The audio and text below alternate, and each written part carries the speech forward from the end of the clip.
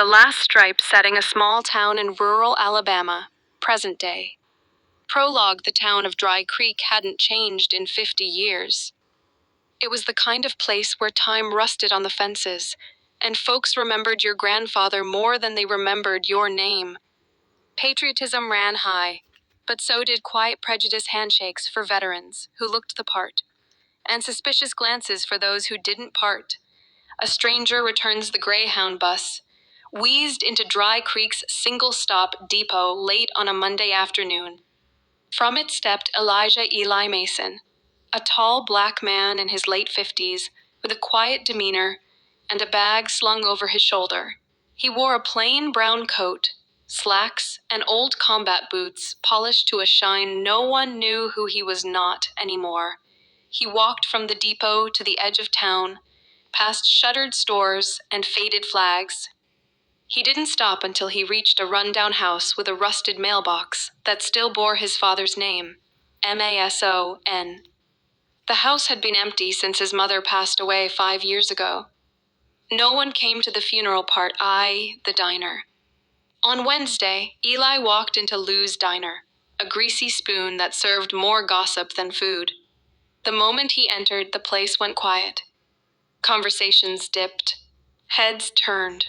He sat down at the counter and ordered black coffee in the corner booth. Sat the Ridge Boys, a group of young white men in their 20s who wore leather jackets with Confederate flag patches and Iron Cross tattoos.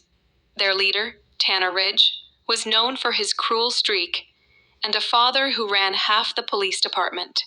They noticed Eli immediately. "Don't think I've seen you around, old man," Tanner called out. "You lost?" Eli sipped his coffee. "Nope." The others snickered. One of them muttered something about jungle metals under his breath. Lou, the owner, said nothing. The waitress walked away. Eli didn't flinch. Tanner got up and strolled over. "You deaf boy," the word hung heavy in the air. Eli turned his head slowly. His eyes were calm, but steel hard. "I heard you." Tanner smirked. "Then maybe you should answer with some respect." Eli stood, taller than they expected, stronger than he looked from his pocket. He pulled out a worn leather ID wallet. He flipped it open. The diner went dead silent. It was his military ID, but not just any ID. At the top, in bold black letters, SERGEANTMAJORELIOESMCRETIRI, underneath.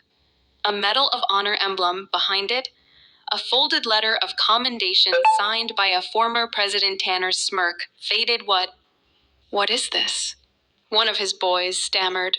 Eli pulled out another item, a photograph. It showed him standing beside a squad of Marines in Afghanistan, many of them white, smiling with their arms around him. In the center, Eli was holding the body of a fallen Marine, tears on his face. The caption read for bravery under fire. Operation Hammer Viper, 2010 at the bottom, was a signature from General Matheson, now head of Joint Chiefs of Staff. The freeze as the realization set in. The diner door opened again. An older white man in uniform walked in. His name was Colonel Jack Whitman, retired Vietnam vet. Local legend. He spotted Eli instantly, and his face broke into shock and reverence. "Sergeant Major Mason?" he said. Eli turned. "Colonel Whitman. Been a long time."